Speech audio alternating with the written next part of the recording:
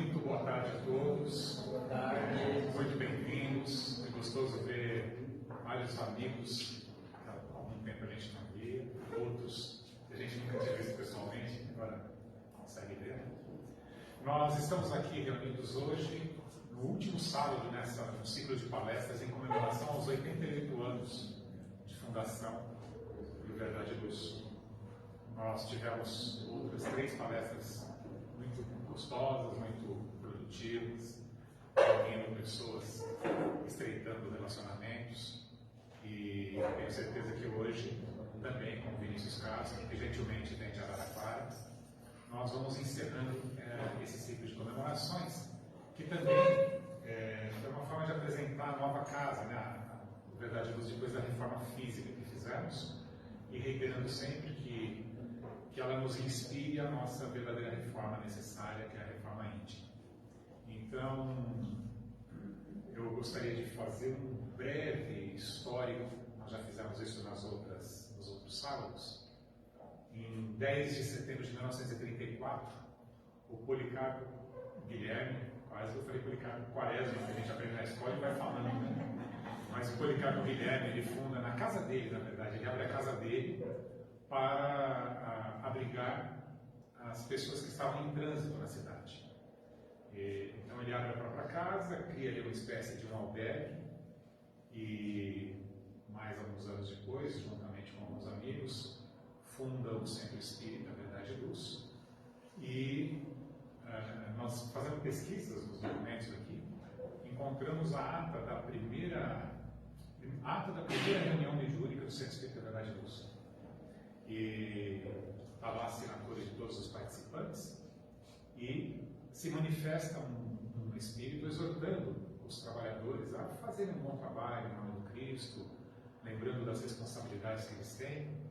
E perguntado, ele não citou o nome, ele continuou falando. Mais à frente, o dirigente do trabalho de então pergunta novamente, e ele fala: bom, se vocês consideram que isso é importante, eu vou dizer, né? E nossa, eu comecei falando o nome dele aqui. Não.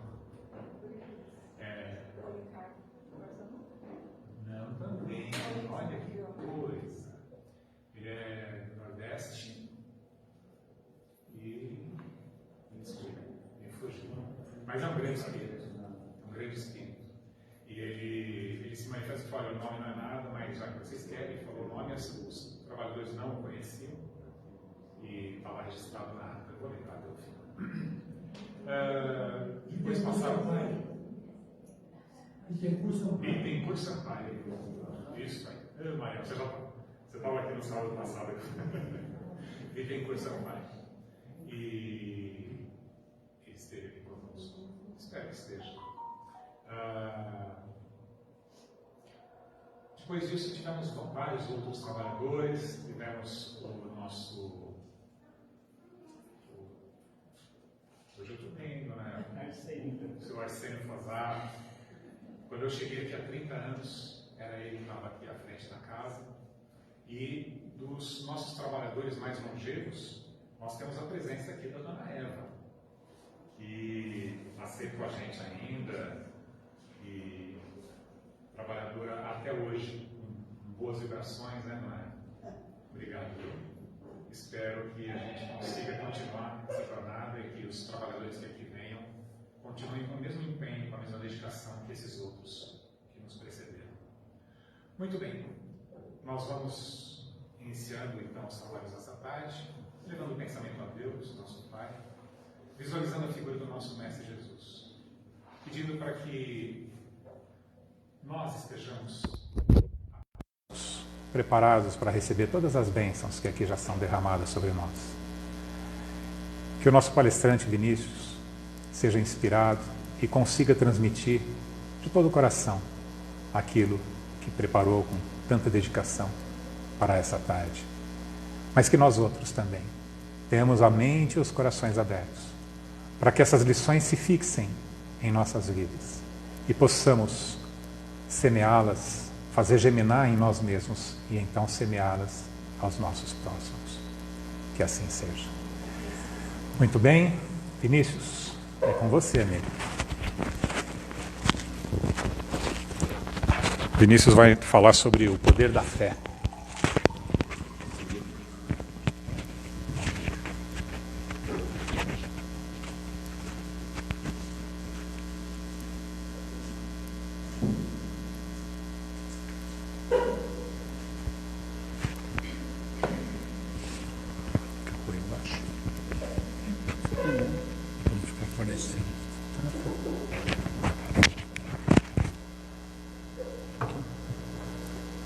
Obrigado, irmão.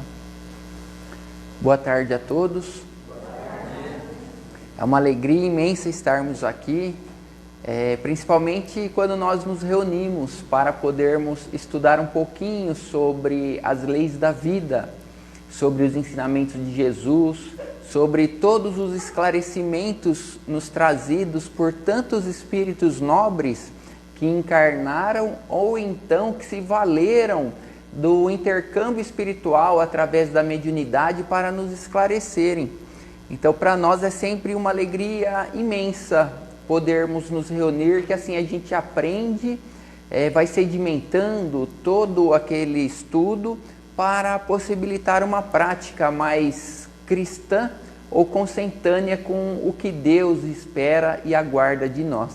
Então, eu agradeço sincera e imensamente a oportunidade de aqui estar e rogamos a Jesus, nosso divino e amado Mestre, que Ele possa inspirar a todos que aqui estão, para que, se possível, a gente receba alguma orientação, uma orientação mais direcionada a nós próprios, pois sabemos que muitas das vezes nós necessitamos de um esclarecimento, uma condução, de alguém que nos pegue nas mãos mesmos e nos conduza diante das adversidades, as dificuldades e todas as situações que nós bem conhecemos e que fazem parte da nossa jornada.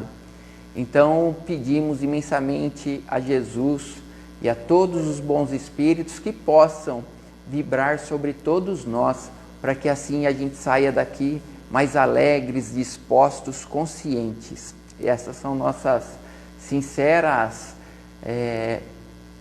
sinceros votos a todos aqui presentes. Enfim, nós sempre que temos a oportunidade de falarmos com os irmãos e as irmãs, nós ficamos nos questionando, né? Sobre o que falar? Comentávamos aqui com a Cecília, né, que juntamente com seu esposo Reinaldo vieram de Pirassununga, e é sempre uma alegria encontrar corações amigos, sobre os assuntos que tratamos nas exposições, nas reflexões.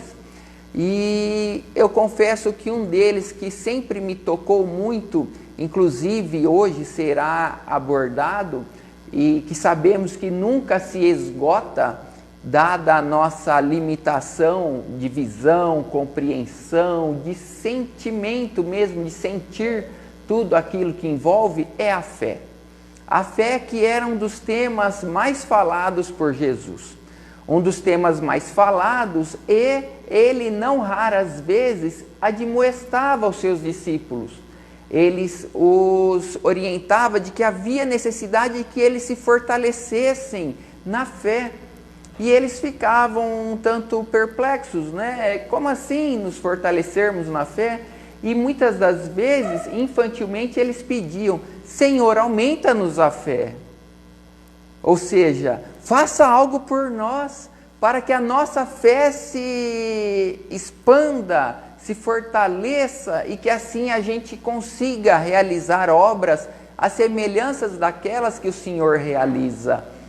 E em virtude dessa situação que nós constatamos, e sempre por nos debruçarmos sobre o estudo deste assunto, é que nós nos propusemos hoje a tratar novamente dele. E nós pegamos como título aquele primeiro subtítulo do capítulo 19 de O Evangelho segundo o Espiritismo. O capítulo 19 de O Evangelho segundo o Espiritismo é intitulado A Fé que Transporta Montanhas.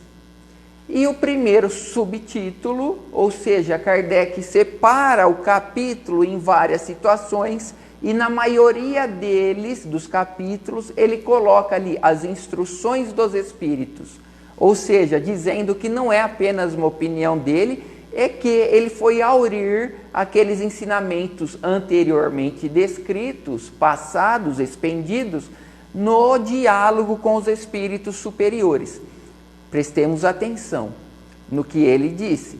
Espíritos superiores, não qualquer espírito, pois qualquer espírito somos nós, né? Não que sejamos qualquer um, mas somos espíritos que não temos a envergadura moral e intelectual desses irmãos nossos mais amadurecidos nas provas, nas expiações, nas situações da vida que fizeram com que eles hoje fossem condutores de nós outros, mentores, orientadores. Então ali Kardec coloca como primeiro subtítulo do título 19 do Evangelho segundo o Espiritismo, o poder da fé. A dizer que a fé, ela nos confere um poder. Mas como ter este poder? Aliás, em que medida e em que sentido que vamos compreendendo esse poder? Pois muitas vezes nós que vimos de vertentes religiosas, seculares, um tanto equivocadas, nós achamos ou podemos ainda achar que a fé é algo que se confere a outrem, algo que determinadas pessoas foram agraciadas e nós que já conhecemos um pouquinho mais da doutrina espírita, sabemos que não foi dado graciosamente, gratuitamente, mas que é uma conquista do espírito imortal.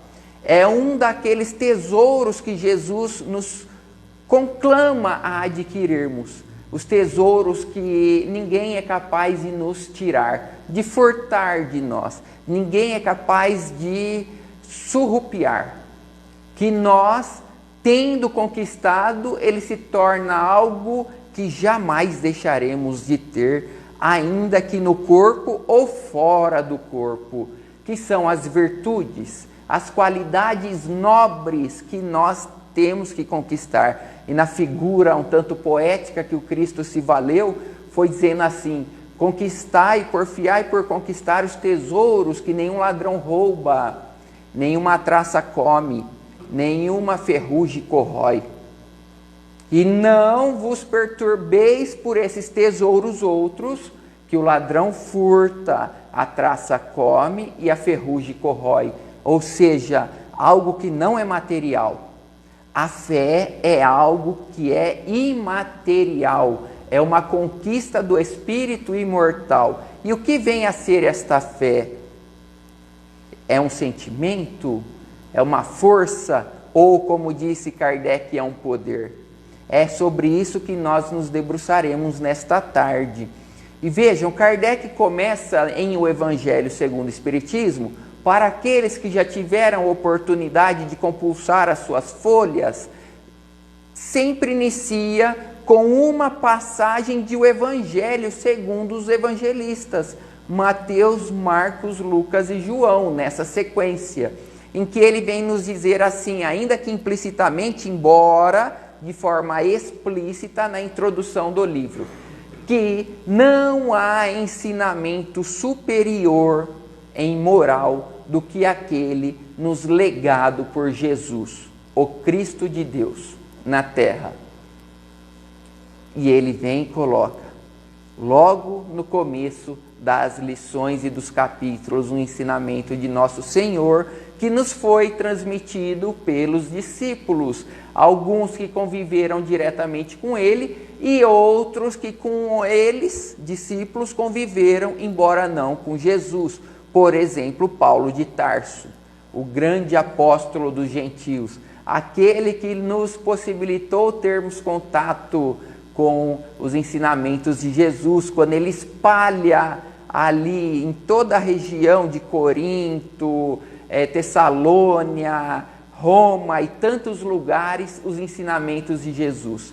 E em um deles, no capítulo 17 do Evangelho segundo Mateus, e que se repete em Marcos e Lucas, nos capítulos 9, está dito mais ou menos assim, que após Jesus descer do Monte Tabor, juntamente com Pedro, Tiago e João, os 3 discípulos que estavam sempre ao seu lado, em determinados momentos mais específicos, em que ele não poderia dar a luz do conhecimento de forma indiscriminada a todos, mas somente aqueles que estavam preparados no momento, eles subiram no Monte Tabor e ao descer, Jesus imiscui-se ali, se junta a uma multidão, ou melhor, como disse Mateus, uma multidão ao ver Jesus se dirige até ele.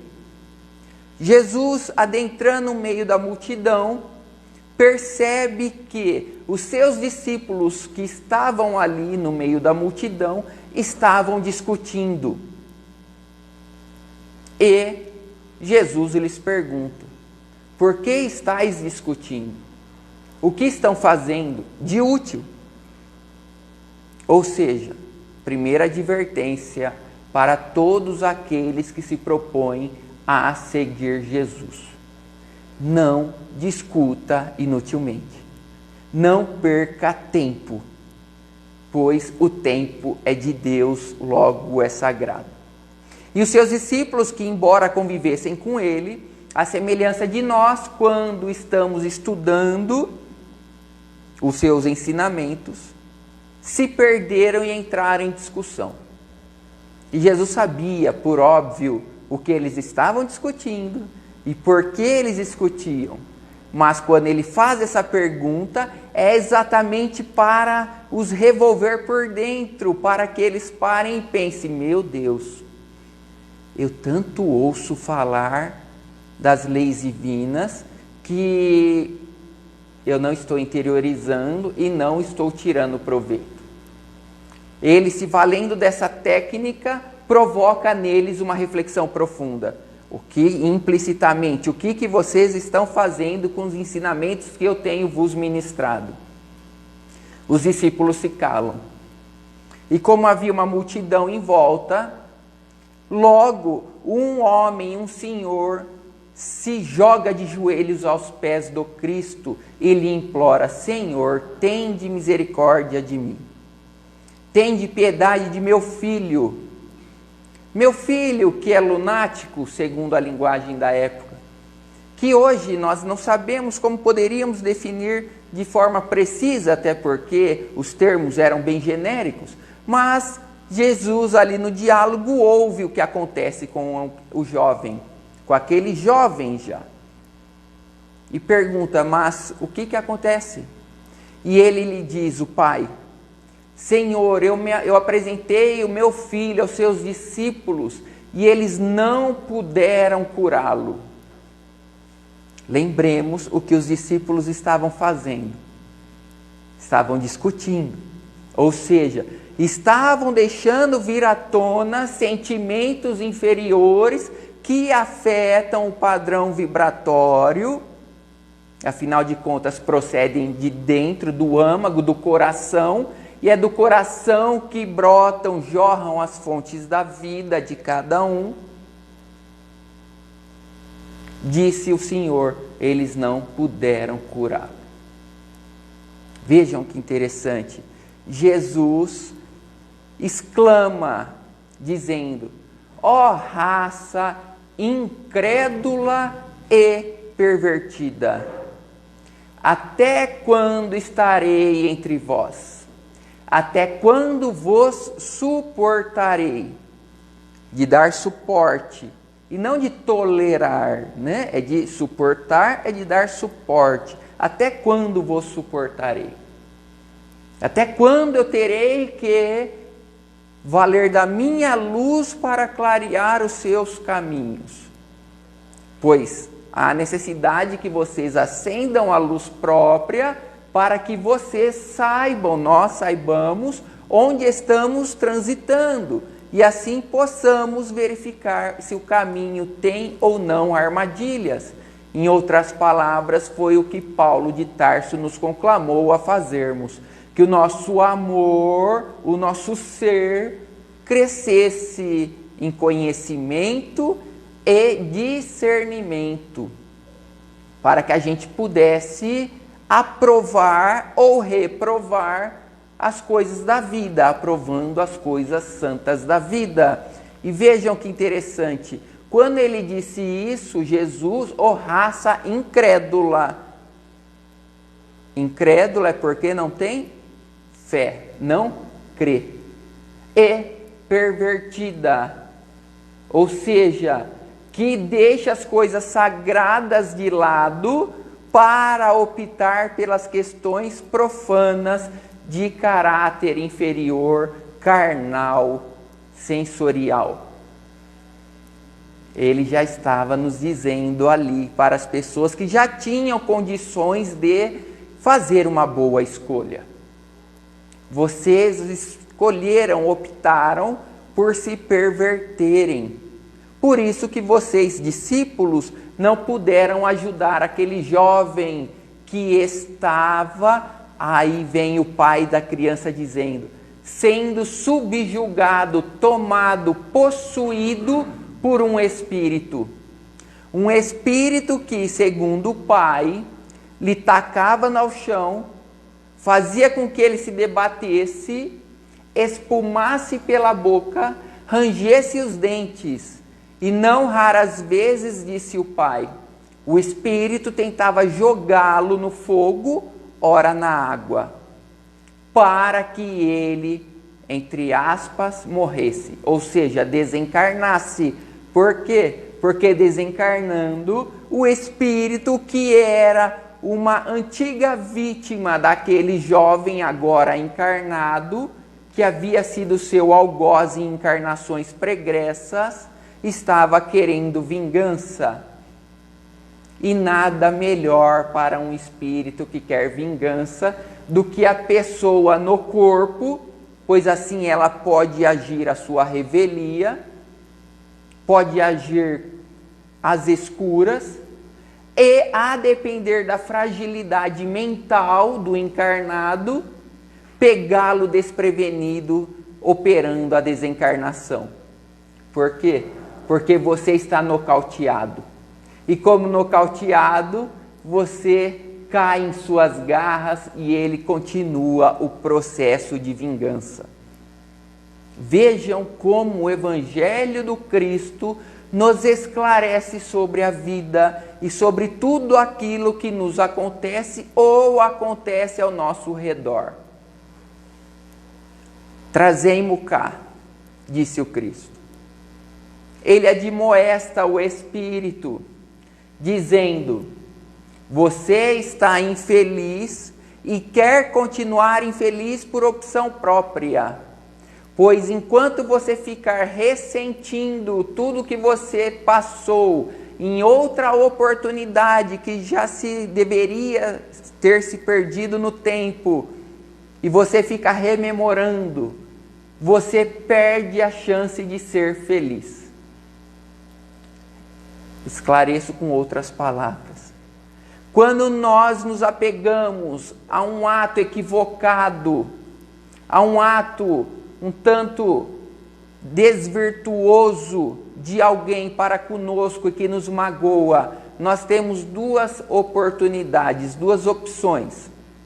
Ou perdoar, esquecendo para seguirmos adiante, ou ficarmos ressentindo tudo aquilo que aconteceu, trazendo à tona novamente aquela sensação ruim e ficarmos nos alimentando do quê? De fel.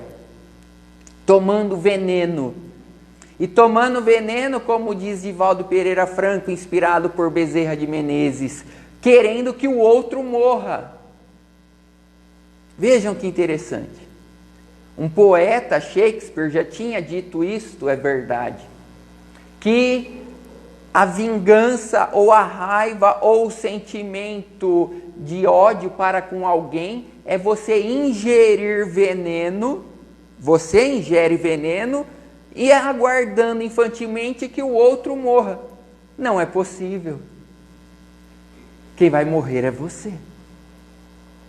E Jesus admoesta o Espírito dizendo, meu irmão, deixe o passado se perder na noite escura do tempo e siga adiante em busca da luz. Vá ser feliz. Perdoe, pois o bem que você estará fazendo é a ti e não especificamente a ele. A ele compete o Pai corrigir. Vejam que interessante. Que é o que Paulo de Tarso nos esclarece, dizendo que quando nós crescemos, ou quando nós crescermos no futuro, e aceitarmos a admoestação divina, Deus nos tratará como filhos. Pois que pai há que ama, que não corrige o seu filho dos seus atos tresloucados, dos seus equívocos. Ou seja, deixe aqueles que fazem o mal ou que estão equivocados à conta de Deus e siga você em busca da luz. É o que o Cristo nos disse. Quem quiser me seguir, pegue sua cruz e me acompanhe.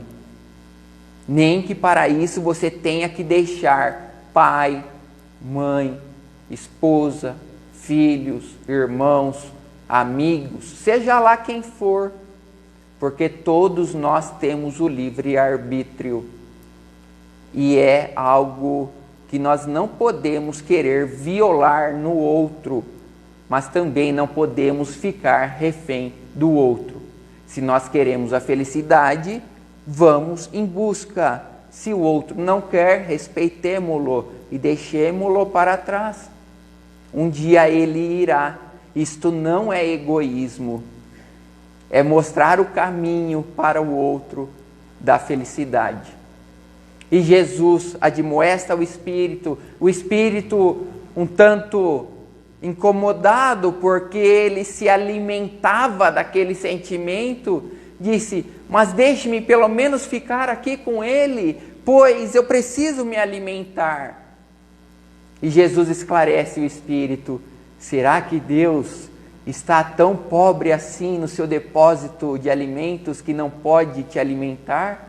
Não, deixa-o e alimente-se na fonte divina.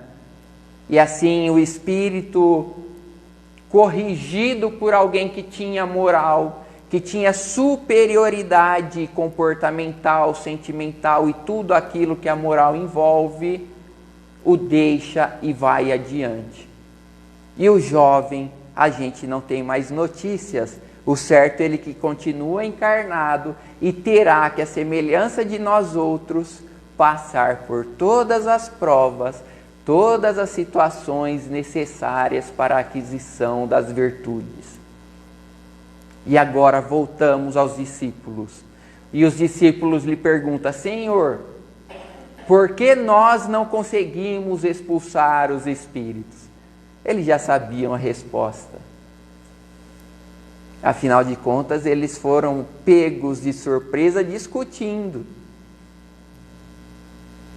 A semelhança de uma criança arteira, que quando o pai está ali se comporta de forma adequada, quando o pai se afasta, apronta todas.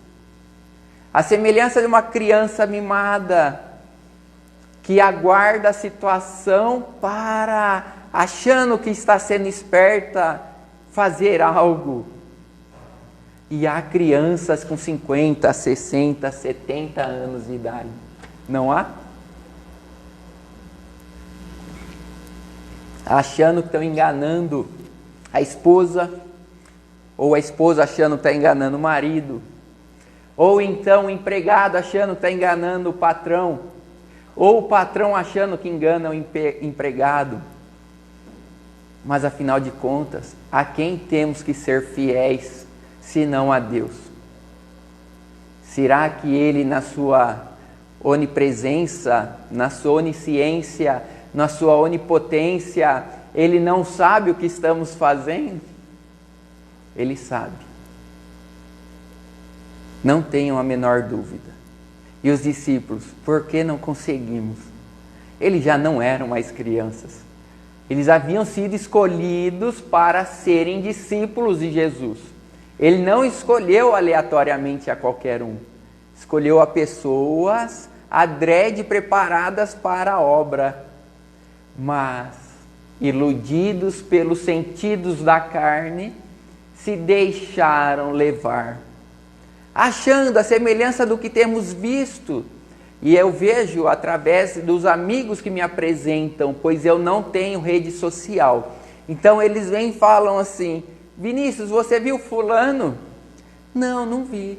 Ah, ele está entrando em discussão política, fica o dia inteiro discutindo na internet sobre o fulano candidato, sobre o Beltrano. Aí a gente fala assim, é espírita? Sim. Quer dizer, se diz. Aí a gente fala, não tem problema, uma hora Jesus desce do monte e vai lhes perguntar: o que estavam fazendo na minha ausência? Estavam perdendo tempo?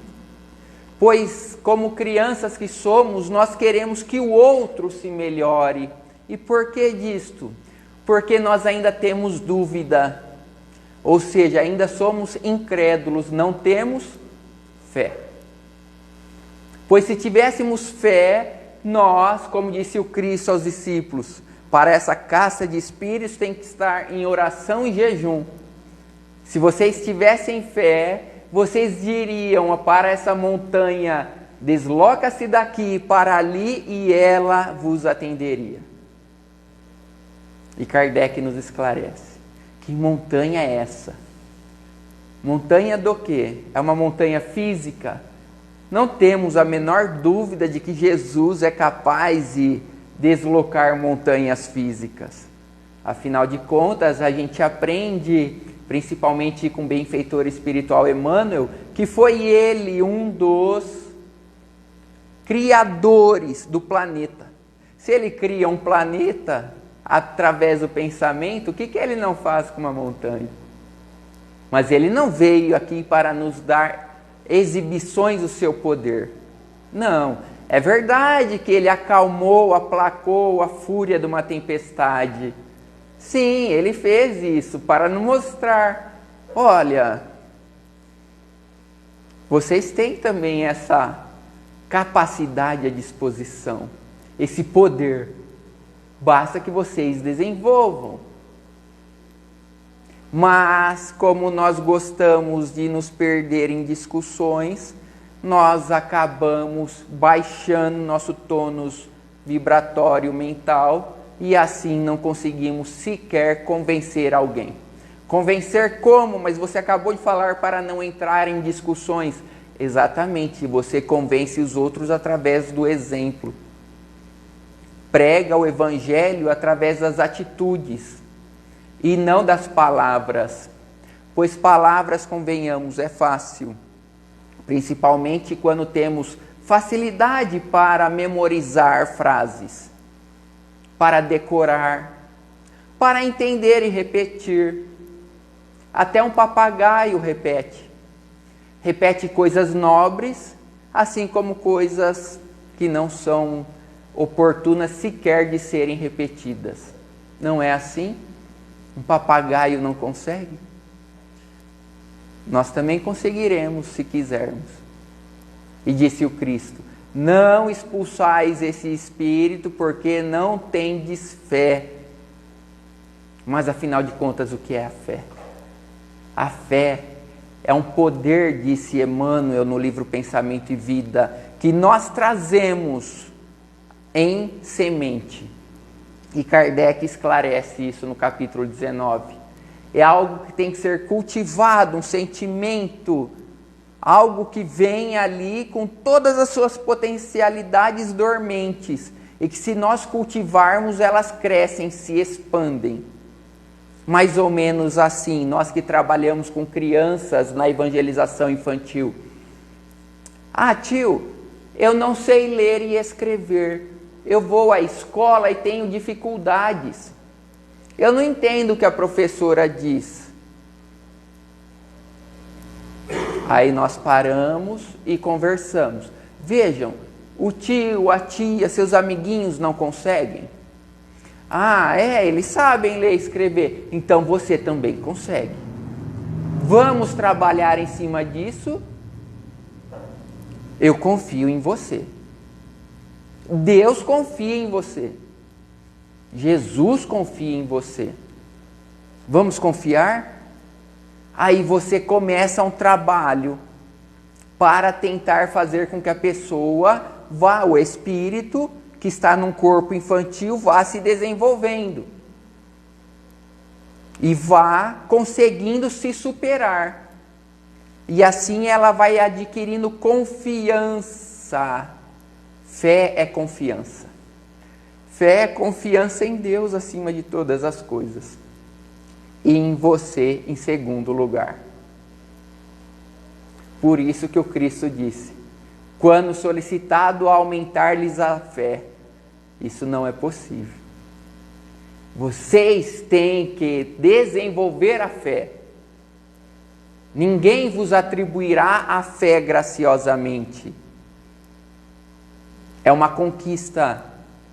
E disse Kardec: sim, cuidado, pois muitos dizem: eu quero ter fé, mas não tenho culpa por não tê-la. É uma desculpa esfarrapada. Elas falam isso dos lábios, mas não do coração. Pois se elas quiserem, elas de fato vão em busca, vão desenvolver a fé.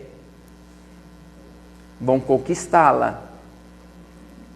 É assim que tem que ser. A fé é a confiança primeiro em Deus, mas a verdade é que Deus foi nos apresentado como um ser antropomorfo, ou antropomórfico, se preferirem. Um ser com as qualidades, as virtudes e os defeitos, as paixões dos seres humanos. Não, Deus não tem paixão. Deus não tem defeito. E a igreja romana nos pregava Deus repleto de raiva, de fúria, assim como também no Velho Testamento, no Antigo Testamento, quando Moisés precisava, tratando com criança, dizendo assim: se você não fizer, você vai receber um castigo.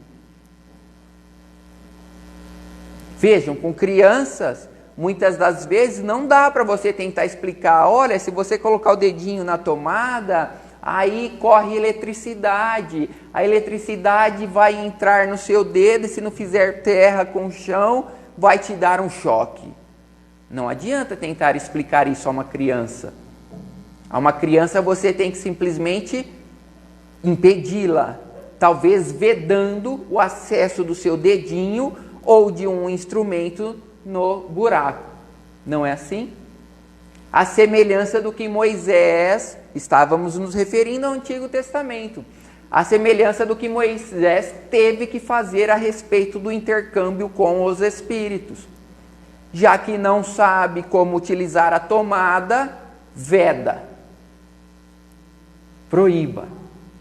Já que não sabem para que, como, quando, por que se comunicarem com o mundo espiritual, vede, proíba. É verdade que não tem como proibir, né? Se o espírito quiser se comunicar, a semelhança daquele jovem, ele vai pegá-lo e tacá-lo no chão. Mas, por que acontecia aquilo com aquele jovem? Desde criança, disse o pai ao Cristo. Vários motivos. O Espiritismo nos esclarece sobre isso. Um deles, ele outrora foi o algoz daquele que hoje seu algoz havia sido Alhure, sua vítima. Simples, vingança. Mas, então quer dizer que aqueles a quem eu fiz mal, eles vão conseguir se vingar de mim? Segundo motivo, não necessariamente se você estiver no caminho do bem.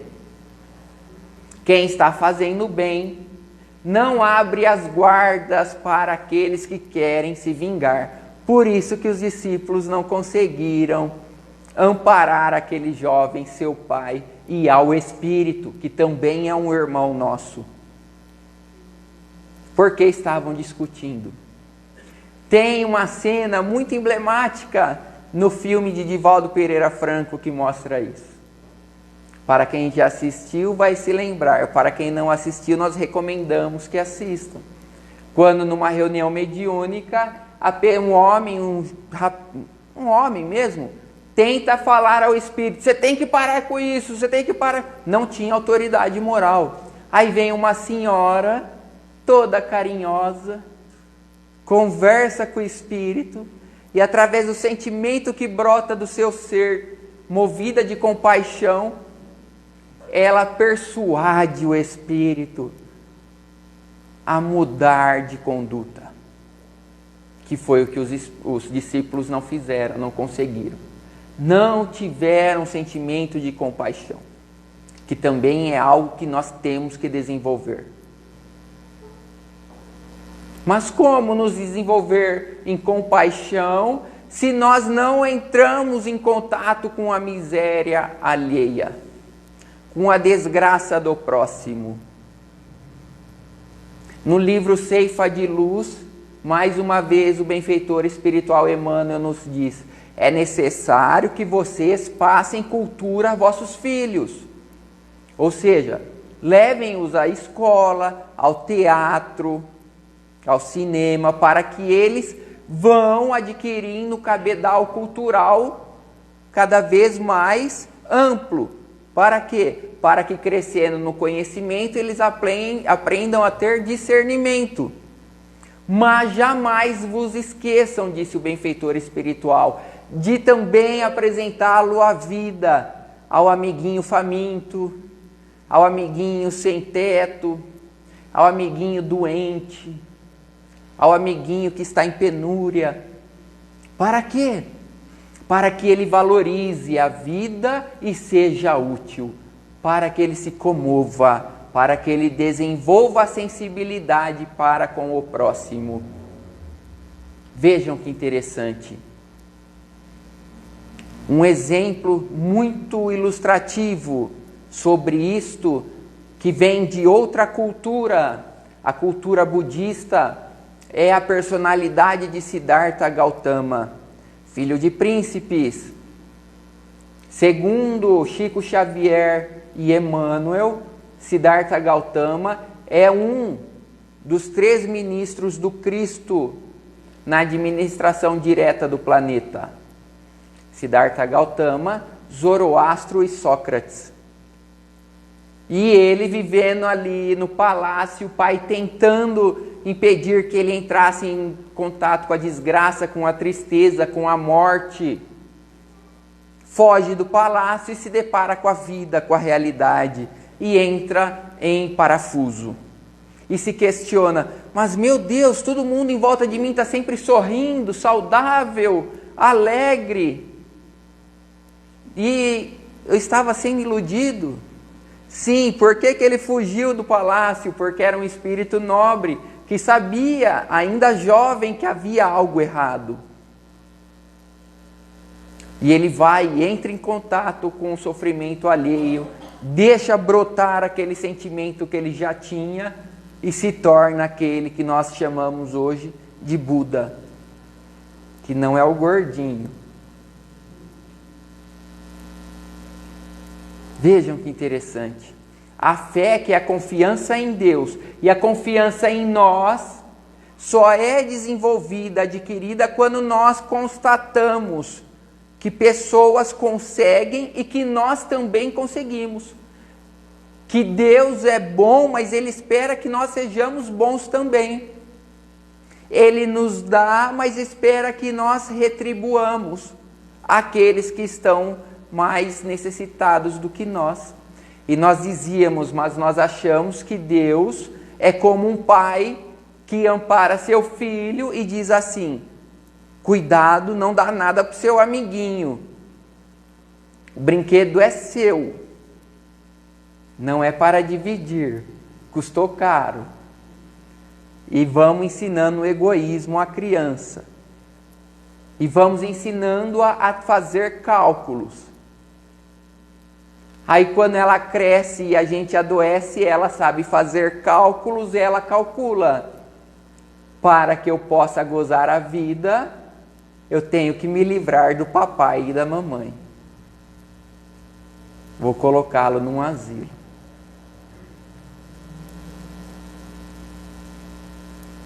E por quê? Porque Deus não lhe foi apresentado.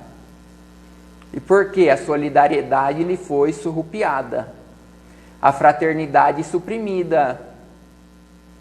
E assim nós vamos nos deparando com aquilo que os espíritos superiores dizem. Qual a maior chaga da humanidade? O egoísmo. Qual é a fonte de todos os males? O egoísmo. Temos que modificar isto. Temos que modificar como? Ensinando e aprendendo. Ensinando que não basta termos cultura, temos que colocá-la à disposição do próximo. Não basta estarmos saudáveis no conforto do lar. Temos que ir em contato com a desgraça alheia. Para quê? Para desenvolvermos o sentimento. Ainda essa semana passada assistíamos o filme Predestinado e, movidos por um sentimento que sabíamos que vinha de algum espírito, deixamos brotar do coração e se materializar nas lágrimas aquela sensação do começo ao fim do filme. E por quê? Por que choramos diante de uma personalidade que teve uma vida digna e nobre? Já se perguntaram? Vocês choram quando veem a história e o sofrimento de Francisco Cândido Xavier, de Irmã Dulce ou do Arigó? E por quê? Porque sabemos que temos mais para dar e que podemos. Sabemos que devemos nos dedicar mais, que temos condições. Sabemos que a vida estua e pede-nos que nos dirijamos a ela alegres, dispostos. A vida, como disse Lázaro, Espírito, no capítulo 17, aguarda de nós pelo menos que sejamos probos naqueles deveres que todos cumprem. Por exemplo, no trabalho. Tem trabalho? És remunerado para fazer o quê? Então faça com alegria, disse Lázaro. Capítulo 17, para quem quiser depois refletir com ele. Título da mensagem, o dever. E ele fala, não vamos falar aqui do dever humano que a vida aguarda de vós. Vamos falar do dever moral, aquele que vocês que estão lendo ali já têm condições. Por quê? Porque já conhecem o Cristo. Já ouviram falar dele. O que ele está nos dizendo? Desenvolva a fé. A capacidade de querer e a vontade de que você sabe que é capaz de realizar. A fé, essa confiança em Deus, essa vontade de querer e a certeza de que vai realizar, que faz com que a gente opere aquilo que para outros está um tanto distante, mas que para nós é factível, para nós é passível de ser realizado. Por exemplo, você se matricula numa faculdade, consciente, vai à aula, estuda. Por quê? Porque você sabe que é capaz de aprender. Não é assim? É assim. E você vai aprendendo e vai se desenvolvendo. É fácil. Quem disse que seria mamão com açúcar? Não, mas que nós somos capazes, somos. Pegamos o exemplo da faculdade, que é a fé humana, como disse Kardec. A fé na realização das obras humanas. Mas tem a fé divina. Qual que é a fé divina? Aí voltamos para a montanha. É remover a montanha de obstáculos que te põem entre você e Jesus, entre você e o Cristo. O desânimo, a preguiça, a vaidade, o orgulho, a cobiça. É trocar o divino pelo profano. As inibições. Quantas inibições não trazemos? Quantos traumas de vidas passadas? Quantas limitações? Mas trazemos porque nós nos impusemos as limitações, as inibições, os traumas. Foi dito de Batuíra, lembrei-me aqui na hora de uma mensagem dele, está no livro Instruções Psicofônicas, em que ele fala assim: é natural que peçamos a Deus ajuda, mas também é natural que saibamos o que pedir. É justo que peça, mas que saibamos o que pedir. E ele continua na sua mensagem: porque viciados nas vertentes religiosas anteriores, nós temos a tendência de trazer para o Espiritismo aquela mendicância de pedirmos, pedirmos e pedirmos, sem nos esforçarmos. Não é palavra minha, é de Batuíra. Nós trazemos, naquele processo atávico, como atavismo, essa tendência de rogar a Deus tudo, mas sem fazermos nada. E ele nos diz: temos que nos libertar da preguiça, do desânimo, pois como soldados temos que trabalhar com as armas da inteligência e do sentimento. Temos que iluminar a mente com o estudo santificante, com o estudo nobre, e purificarmos o coração com o trabalho. O trabalho em prol de nós e do próximo, nosso e da sociedade. Trabalhando para a sociedade, nós limpamos o coração.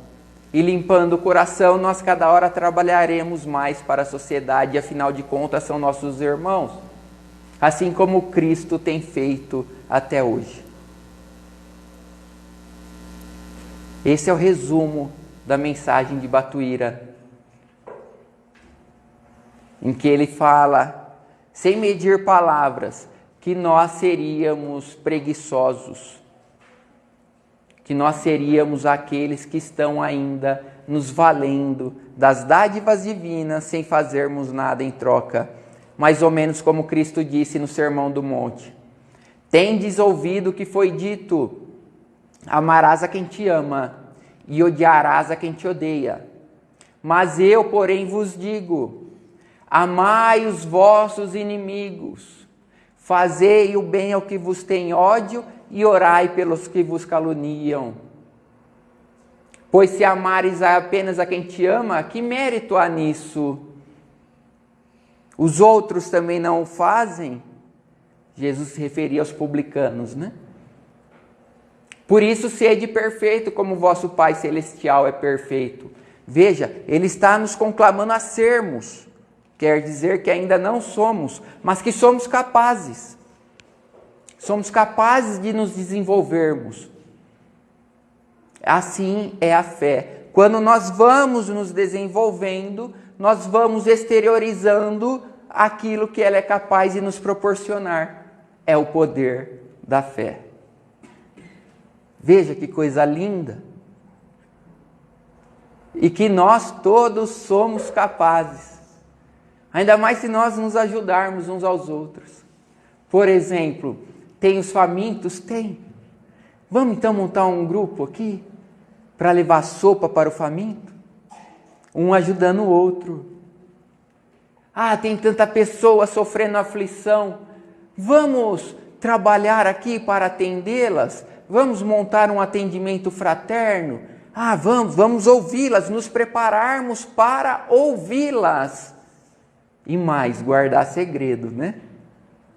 Porque elas aguardam que elas estão confiando a você um sofrimento e que você será capaz, e você é, de não contar para ninguém. A gente é capaz de não ser fofoqueiro. Ah, mas elas estão sofrendo um processo obsessivo. Vamos montar um grupo mediúnico? Poxa, mas ninguém é médium. Tem que se desenvolver. Vamos começar? Vamos. Como começamos? Comecemos estudando. Dali a pouco alguém vai começar a sentir. Vamos, no final dos estudos, dedicarmos 15, 20 minutos para uma meditação, para ver um treinamento, se sai alguma carta, se alguém sente algo. Kardec fala disso no livro dos médiuns, sobre o desenvolvimento da faculdade mediúnica. Exercite 1/4 de hora por dia, sob orientação. Aí a gente vai juntos. Quer coisa melhor do que ter alguém ao seu lado, imbuído do mesmo sentimento? Quantas pessoas nesses 20, um pouquinho mais de anos aí que nós estamos no movimento espírita, que a gente não vê a pessoa falando assim, ah, mas é que eu não vou porque o meu cônjuge não vai e... Justo, converse com ele de forma franca, fala 1 dia por semana só. Eu só vou 1 dia. Os outros 6 eu prometo que vou me dedicar a você. E se dedique. Pois Pascal, o Espírito, vai falar disso na Revista Espírita. A caridade começa com o seu próximo. Seu próximo é primeiro seus pais. Depois seus irmãos. Depois aquele que você escolheu para ser seu cônjuge. Seu companheiro. Depois seus filhos. Mas ele diz... Não arrume desculpa, que você tem tempo suficiente para se dedicar ao outro também, que está de fora. Você tem tempo. É só não perder tempo com o que estavam fazendo os discípulos. Quando Jesus desceu do monte. Discutindo. É só não perder tempo discutindo. Tá vendo? Por isso que Kardec vai dizer assim, ó. Não é desculpa falar que não tem fé e que gostaria de ter. Tem que desenvolvê-la. E tem um caminho. E ele disse assim, é verdade que muitos ainda não desenvolveram porque não os explicaram, não os ensinaram como desenvolvê-la. E por que não explicaram, ensinaram? Porque não leram o Evangelho segundo o Espiritismo. Não leram o Livro dos Espíritos. Não leram o Livro dos Médiuns. Não leram a Gênese. Não leram Céu e Inferno. Não leram Obras e Qualidade. E vejam, se nós queremos ser pessoas felizes, a gente tem que fazer escolha. Ou ser feliz ou se iludir. Aí vem Leon Denis, no capítulo 24 de o livro O Problema do Ser, do Destino, e na tradução brasileira da Dor, e diz assim, você tem que disciplinar o pensamento para a transformação do caráter. É o título do capítulo. Disciplina do pensamento e transformação do caráter. Como fazer isso, Leon Denis? Está lá no capítulo que eu não vou dizer, né? Para que vocês leiam. Tem lá um roteirinho. É só ler, né, Ed? Não, vou facilitar a leitura, porque fizeram isso comigo. Como? Lendo livros bons, tendo conversas saudáveis, assistindo programas nobres, fazendo o bem. Ele diz, escolha, cuidado, isso é algo que nós já vivenciamos. E a gente vê tristemente as pessoas ainda fazerem. Cuidado com isso que eu vou dizer agora. Experiência própria que eu vejo, aconteceu comigo e com os outros. A pessoa fica pulando de galho em galho.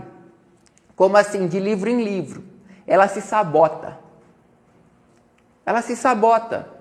Ela começa a ler um livro, aí lê Inácio Ferreira. Aí dali a pouco ela, não, agora eu vou ler Emmanuel. Não, agora eu vou ler Joana de Ângeles. Não, agora Manuel Filomeno de Miranda. Não, são todos nobres? São? Então escolha um. Eu escolhi Kardec. Leon Denis. Escolha um, porque, disse Leon Denis, quando a gente escolhe um, a gente se afina com o seu jeito de pensar, com a sua linguagem. Você tem um anjo da guarda. Não é assim? É um anjo da guarda. É um espírito nobre que se dedicou a você, se comprometeu contigo. E aí você vai entrando no pensamento, no sentimento dele, e dali a pouco você começa a praticar o que ele praticava. Aí você vai colocando em prática aquilo. Ou seja, quer disciplinar o pensamento, quer se transformar numa pessoa melhor, discipline o pensamento. Como? Disse Leon Denis, pare de ficar lendo, na época dele, jornais. Por quê? Jornal não é assim? Começa falando, Lula fez o seu quê? Bolsonaro fez o seu quê? Aí, que a seleção brasileira, isso, a atriz está grávida. Aí sua mente fica. Não é assim? Aí sua mente vai pulando. Você não tem firmeza de pensamento. Tem que ter firmeza de pensamento. De hoje para amanhã? Não. Mas de hoje até o ano que vem a gente consegue disciplinar. E aí a gente desenvolve a fé. E aí a gente vai praticar o bem. Aí a gente vai ser feliz. Aí a gente vai valorizar Deus. A gente vai valorizar o que a gente tem. A gente vai valorizar que a gente sabe ler. Porque aquela criancinha não sabe ler. A gente vai valorizar que a gente tem o corpo saudável. Porque tem o paralítico. Tem o cego. A gente vai valorizar a roupa. A gente vai valorizar o chuveiro. Porque a gente toma banho, né? Espera-se, né? Escova os dentes, né? A gente vai ficar cheiroso, né? Aí você vai lá no meio, aí você fala assim, puxa, coitado, eles não têm nem onde tomar banho. Aí você vai, uma coisa que eu ouvi recentemente, eu falei assim, olha que verdade. É verdade. Eu tenho certeza, vocês lembram do rei Luís XV? Lembram? Lembra a obra que ele fez, minha irmã? Um castelo, lembra? Um palácio de Versalhes, lembra disso? Ele deve estar morrendo de inveja da gente, né? Por quê? Porque ele fez o palácio mais suntuoso da época. E não tinha privada. Não tinha chuveiro. A gente não valoriza, né? Não se preocupa não. Se a gente encarnar no mundo primitivo, a gente vai lembrar. Vai dar uma melancolia. Capítulo 5 do Evangelho segundo o Espiritismo. Subtítulo, melancolia, bem-aventurados os aflitos. Parece bobeira, né? A gente lê e a gente não presta atenção, né? A gente acha que é alguém que a gente amava, que a gente deixou, né? Eu estou sofrendo porque minha alma gêmea está no mundo espiritual. Não é nada disso. A gente está sofrendo, sabe por quê? A gente sabe que tem lugares melhores e está aqui. Enquanto a gente pensar assim, a gente vai continuar aqui, em lugares piores. Imagine o Cristo, o Espírito puro. O perispírito dele nem é captável. Tão puro que o perispírito dele é como se não existisse. Aí de repente ele vem nesse corpo aqui. Os espíritos superiores falam assim, é como se você encarnasse na lama. Como se você estivesse nadando numa piscina de barro. Por quê? Porque ele conseguia se deslocar assim, agora eu vou... Foi. Agora ele tem que carregar isso aqui, né? E por amor a nós, o que ele fez? Encarnou, há 2000 anos atrás. Isso é amor, né? Eu consigo visualizar isso nas mães. Nas mães. A minha mãe, com as netinhas dela, né? Meus irmãos, tudo com filhos. Aí ela tá lá morrendo de dor, quando as netinhas chegam, ela sorri. A netinha sem dente, ainda tem só 2 dentinhos, né? Olha para ela, daquela risada, ela já esquece as dores dela, tudo aquilo que ela está passando, pega a netinha, ela está sem os ligamentos do braço que se romperam, ela não consegue fazer força, não sei como, não me explique, nem o médico soube explicar. Ou seja, não tem explicação, né? Ela pega a neta. Mas como que o médico fala assim, eu não sei como a senhora consegue pegar. A fé. É a fé. Isso é fé. É esse poder que a gente traz dentro de nós, de sermos aqueles que se dedicam, que amam, sem aguardar serem amados. Muito obrigado a todos pela atenção, que Jesus os abençoe, que vocês tenham um final de semana repleto de paz, muito bem para fazer, visitar aquelas pessoas que sabem que vocês sabem que estão precisando, que estão doentes, aflitas, ouvir aqueles que querem reclamar, sem reclamar também, compreendendo, e assim seguir adiante em busca de Deus nosso Pai, de Jesus nosso Mestre. Uma boa tarde e fiquem em paz.